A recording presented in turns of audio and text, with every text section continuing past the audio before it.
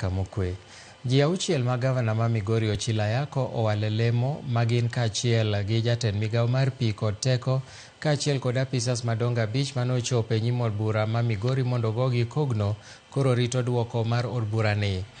Joma ne igo kogno noting'o Silas Owuor Onyango manogwele lemo mar tend migawo mar pi kod teko, Samuel Marwa manogwele lemo mar apisa maduong' e migawo mar riwruoge Saga kod Kea Madafu manogwele lemo mar apisa maduong' e migawo mar pur.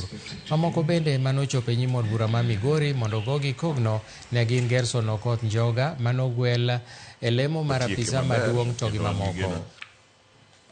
Kaka komiti wadhi ndiko ripot mondo mi watere ot mondo ot opuodhe kata owach pachgi. Tich mar yiero waziri en tij governor gi executive. En ma en gi responsibility mar keto ng'ato manyalo tiyo kaluwore gi pache kata gi lekni. Omiyo kapo ni nitiere moro bang' kwasekadho ng'ato, onge kaka wageng' mano. To wan wakadho ng'ato kaluwore gi chik momiwa.